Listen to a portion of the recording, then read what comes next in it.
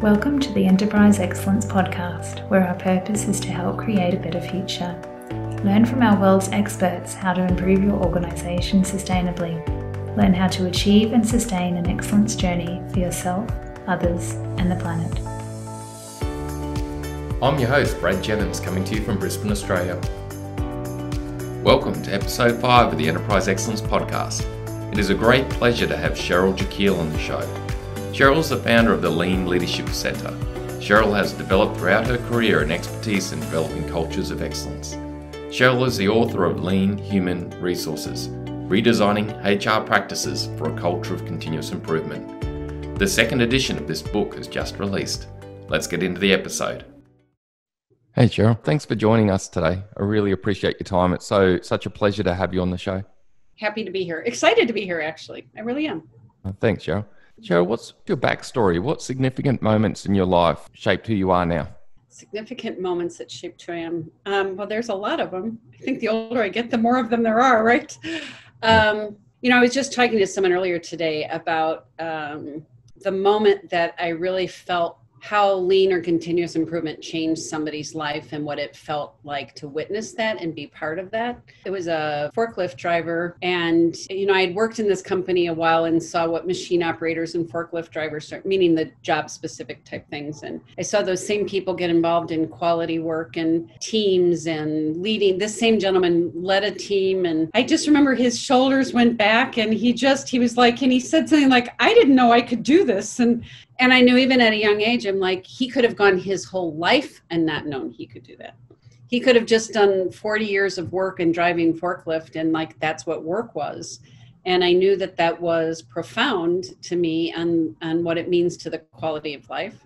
And most people I know who love the work the way I do, like that's what drives it for us. It has nothing to do with efficiency. I mean, that's nice. It's just not where the passion that drove my. Truly, I love this work. I mean, I love it. Like, I love it. Like, it's meaningful to me. It's amazing. And is that part of the reason it inspired you to head down the path of lean human resources and your whole career in human resources and applying lean that culminated in your second edition book that's been released recently? Yes, well done. Second edition out. I just got my 20 copies sent to my office. Yeah, no, it definitely did. In that same organization, not that long after those same experiences, I was in the HR department, and it changed how I did my work. And I also noticed that our head of HR, the VP of HR at the time, didn't think that it applied to them. You know how we'll all say, like, sometimes you're impacted by the right thing and sometimes you're impacted by, like, I don't want to do that. And it happened to be a person that was like, I don't think this is anything I need to get involved in. And I was like, I knew that was wrong. I knew that was like wrong. So after that, I went headlong. I became a specialist in lean and HR really in my mid-20s. So I was that was a long time ago. It's a long time. Not telling you how long, but it was long. That's the right answer. Yeah. Yeah, right.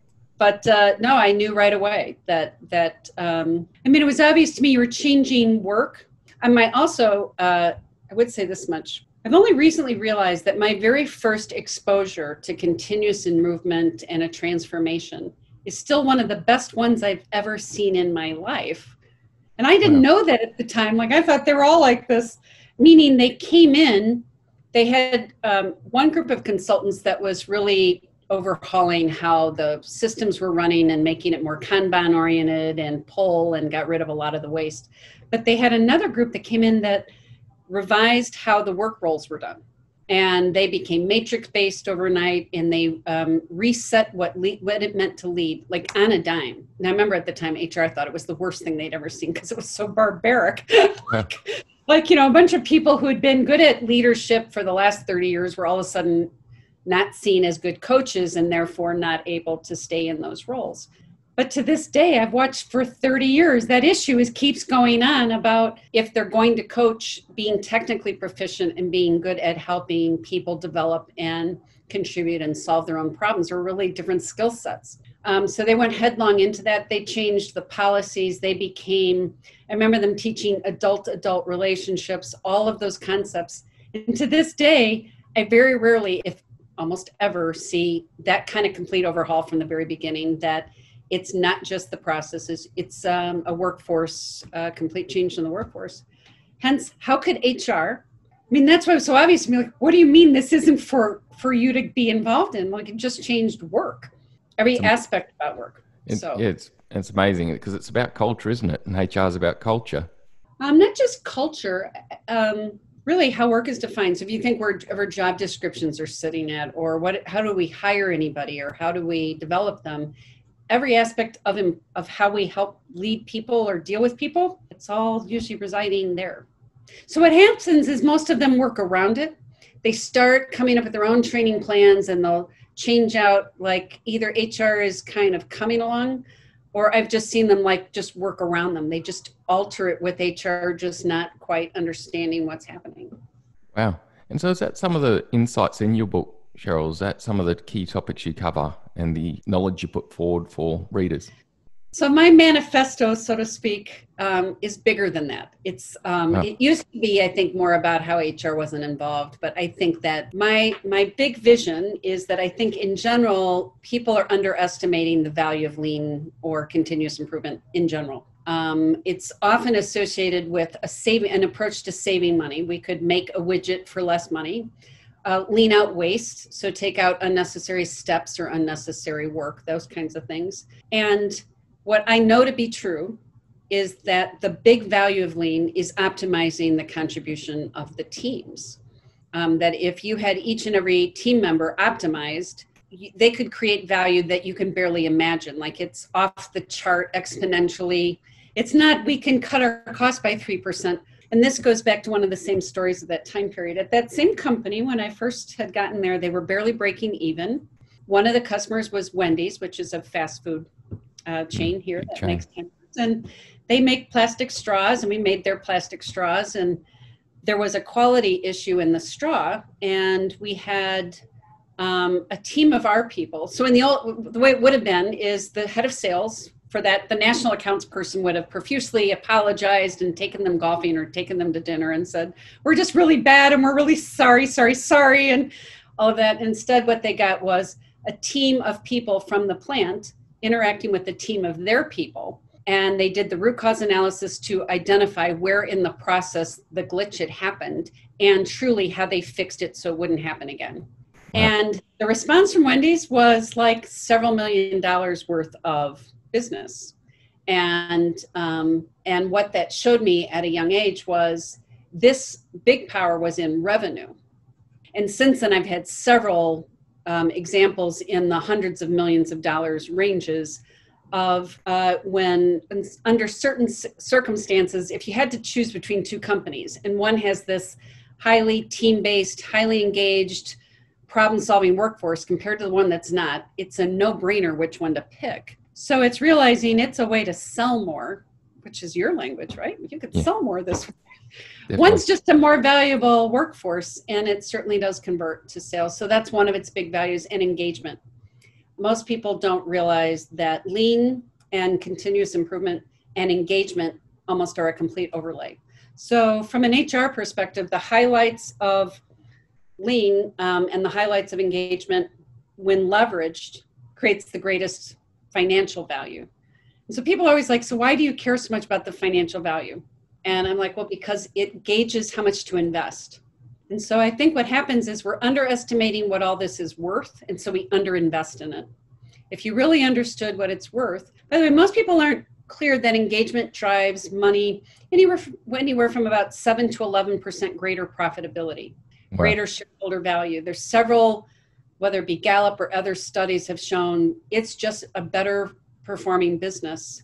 So lean drives engagement, and engagement drives cash. So that's the deal. So that's what the topic of lean HR is about. Wow. And Cheryl, you've had this good career right throughout HR, an amazing book. Who's inspired you along the way? Like, you are inspiring so many others right now, but who's inspired you and why? Oh, there's been so many. Whoa. Well, I mean, there have been, in terms of this work, and believe it or not, one who still really inspires me is Deming. He was one when it's some of his work around performance reviews and understanding really the psychology under it about this, he was really speaking to psychological safety, which is back in vogue now, like evaluating people, like, are you average? Or on a scale of 1 to 3, I'm a 2. And he was like, like that doesn't fly. And I knew I really internalized a lot of that people aren't understanding. I mean, again, in the field of HR, do you know how many performance review systems are a matter of how are you going to rate somebody? And they should be fine being average. It's a bell curve. The bell curve completely flies in the face of what we know to be true about humans. Saying, you're all in the middle of the bell curve does not bring out their passion and their spark and optimal contributions. It absolutely just like squelches a lot of it. So that's like, it's definitely been a life-changing figure to me about the need to drive in those ideas. So Cheryl, you're saying that so many people can be placed in a box. You are this, and this is where you're at in the bell curve, and this is your potential. And so it stops them striving to develop themselves and grow and get better. Yeah, because the truth is, every single human is capable of things that we don't begin to tap into. It's really on the issue of the way the work is structured and how we work with people to pull out all that genius. They're loaded with it. By nature, they're loaded with ideas and skills and abilities that we could tap into. The idea that we make them average is just not reality. They're not mostly average. They have different ways they could use what they're good at to contribute. I think it's really being short-sighted about the value of people.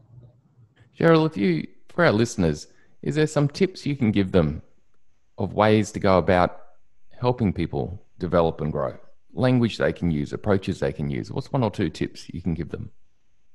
Well, in general, I've become a fan, when you're asking me who I've been inspired by is being more idea-driven. That's the work of Alan Robinson, who I've also followed to a great degree. And even at this stage, I believe it's really thinking about to what degree is your organization revolving around ideas, being idea-driven.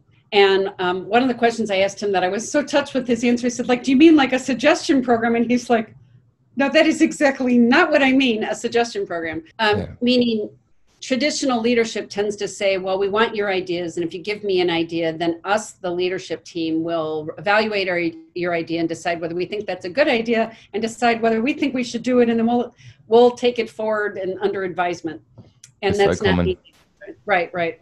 I think focus on how you harvest and let employees drive in their own ideas. It's fundamentally the people closest to the work know the most about it.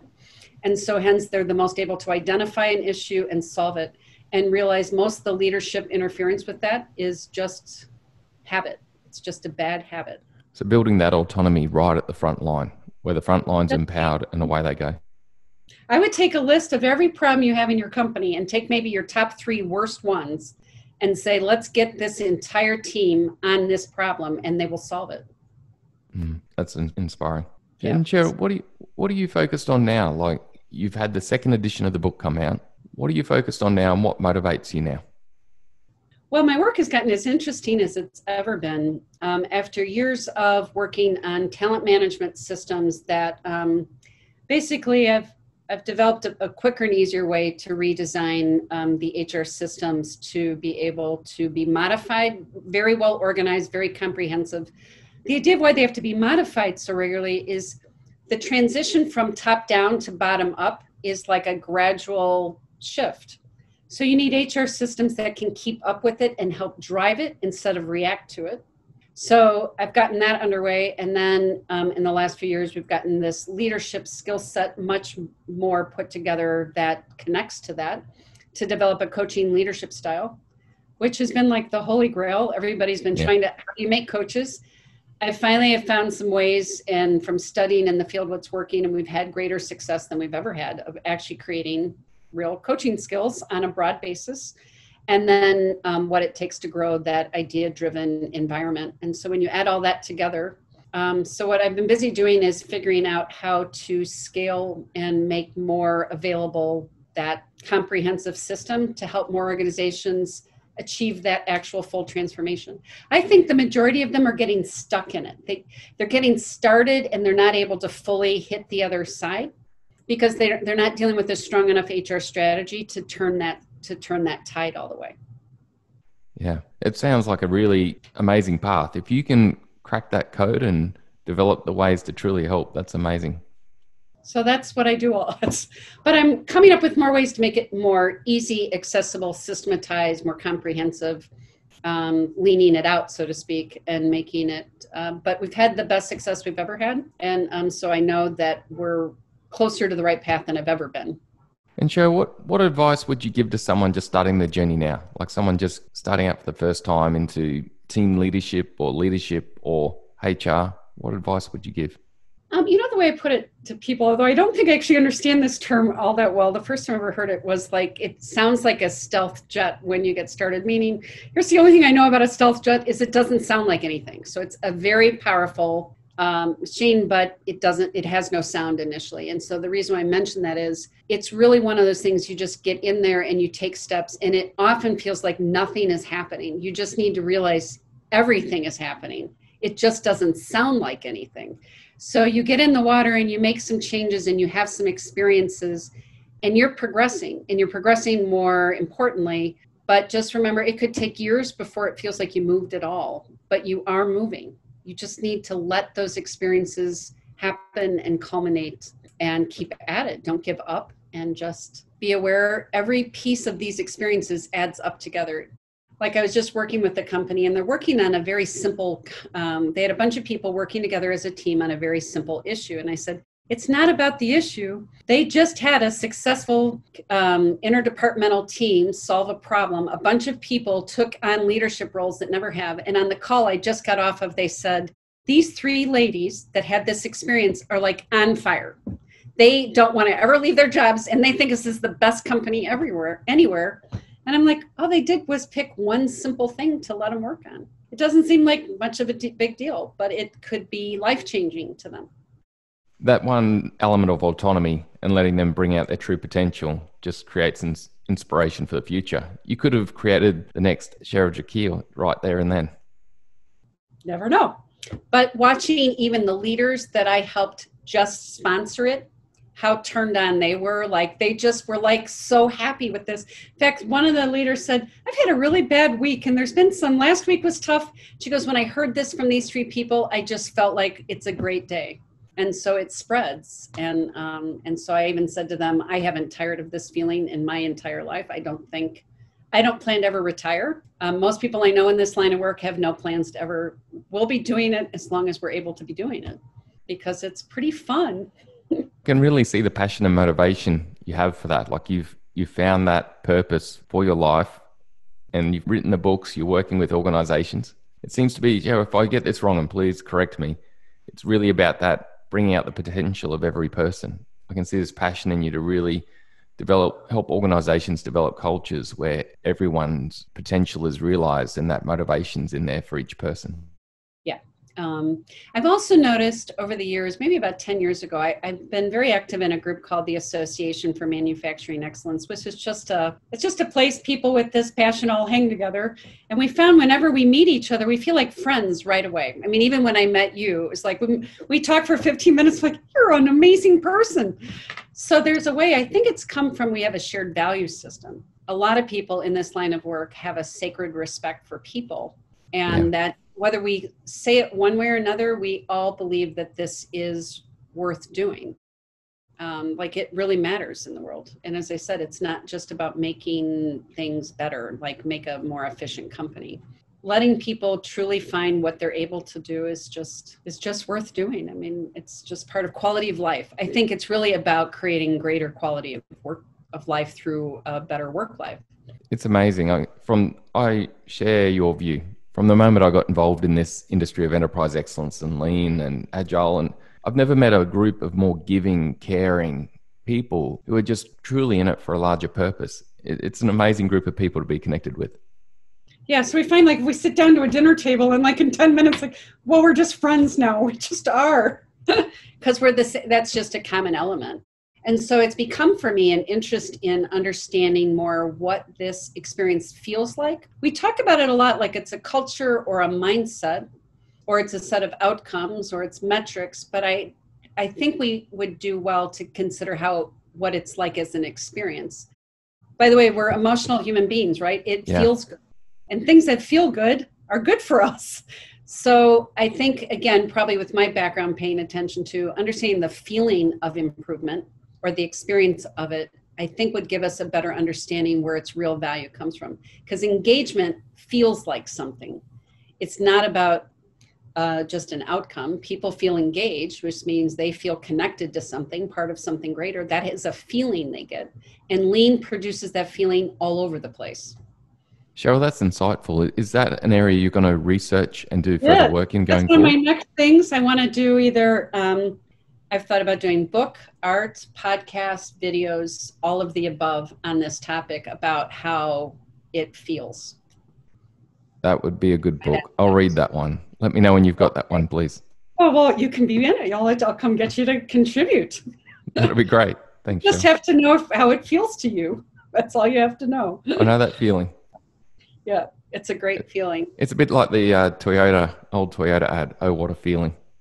But the reason why I think it matters to me in a way that I find, I oftentimes in my work am part of being introducing lean to people that do not know what this is or the idea of improvement. So they just know work is work and they've never heard of these ideas of teamwork and, what it means to do the work the way we're talking about. And I feel like if we could describe it better by how it feels, they would realize why we think it's the greatest thing ever, instead of how they understand it is it's like we're going to solve problems or remove waste. They hear that and they don't understand why we think like, yes, and I would do this the rest of my life forever and ever. And I think we could get better at understanding how to help people connect to the feeling, then they would be, especially in an early phase, more interested in it. And maybe even CEOs or executive teams might be more clear, why does that have so much value to us? If it feels that good, why would we care about that? Well, for the reasons I just said, it creates engagement creates value. But it's a feeling. Engagement is a feeling. Yeah. That's insightful because there's so many CEOs and senior leaders I've met where they've got a strong focus on how do we develop our culture? How do we get our people more engaged? How do we build agility in our people? What you've just said is a key part to that. Yep. So it's realizing I've thought about it, like how does teamwork feel or how does it feel to contribute your idea? There's the idea you contributed, but how does it feel to have that idea implemented and to be heard and seen and given an opportunity I wouldn't have had? Like those feelings just drive that value. Yeah, that's amazing.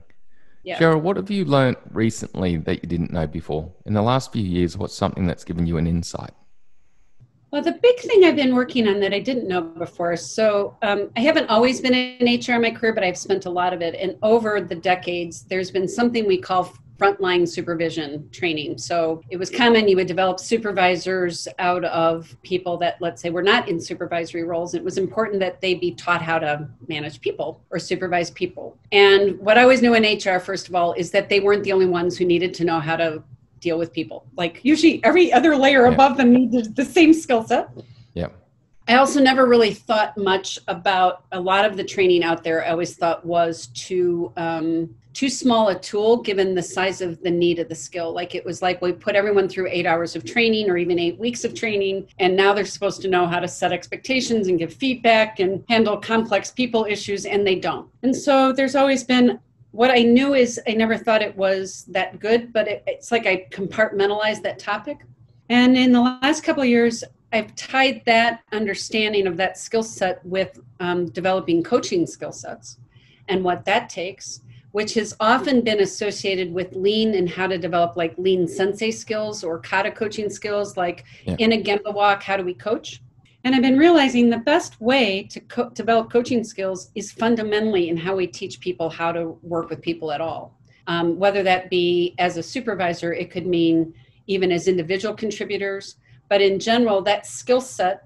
So we've come up with better ways to teach that skill set with a coaching mindset. It's basically a bottom up, how to create independent employees with that same set of skills, but with the idea being it's an everyday, all day thing. Yep. It's really, you're not going to just coach on Thursday mornings or during the Kaizen or just when something's broken. It's an entire way of working. And so it's what I didn't know is it needed to be more fundamental and taught in much smaller increments with much more regular practice. and that the leaders needed to truly understand what was in it for them, meaning less stress. Like, why was a more and more independent employee good for them? Until I saw them see it, I don't think even I knew how I'd explain it to them. Why do I want more independent employees? That's insightful. So you're really looking at that way and discovered that some ideas and insights around how can we make coaching and coaching behaviors just part of our everyday. Right. And to take whatever you were doing with supervisory skills, and that had to be completely overhauled to match this model. So either companies don't do it, they don't do enough of it, or they're doing a more traditional style. There are some that have gotten the hang of this. It's very important that the way we teach people to work with people have this skill set in it. If not, like people think like, it's like if you teach me to do something one way and teach me a different way, then I really don't know how to reconcile the two. Have you got an example of an organization or a leader in an organization that you've seen do this well? Yeah, I mean, it started with, it was at the state of Illinois. We were in a department and working with them, and they had, this is in a government environment, they'd gone 25 years with no people training. So, wow. And people, they would have departments of 50 people. Like I've supervised people for eons, and a lot of them with no training in how to do it. And as we put in this model of, it was a very consistent cycle and very repetition over time of how to build their ability to ask more questions and how to be good at setting expectations. Certainly take ownership that most employees will do quite well if the leader leads effectively, like sets expectations, makes sure training's done effectively, coaches, mentors, gives effective feedback, and uses positive reinforcement, the most powerful of all. They understand that a positive workplace drives greater performance than any kind of negative. A lot of times people think, and if they don't do what we asked, we just have to write them up or discipline them. And so they understood that. And as they made that change, what we saw in relatively short amounts of time is the leaders enjoying their work, feeling less stressed, saying how shocked they were that it works. And then employees and team members saying it just became a more enjoyable place to be. And then the HR department said all the conversations about blaming the people, like we don't have good people, went away. They started to realize we don't have bad people. We just needed to know how to lead them.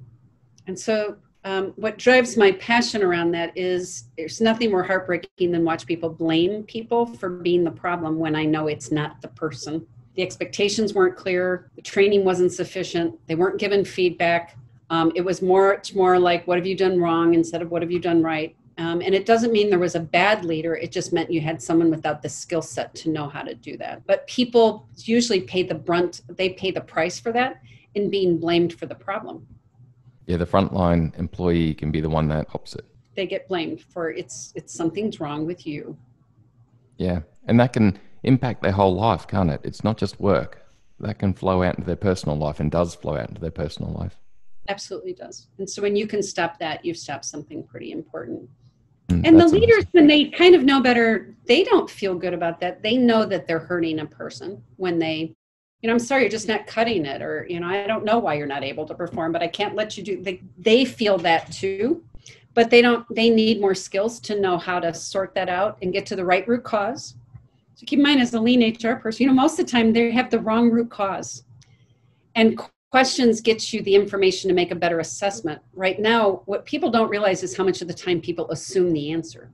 Yeah. I don't think you're doing it right because you don't care or you don't want to, or because somehow they jump to conclusions what they think it is and respond accordingly. And so it's helpful if people can really do the right root cause analysis.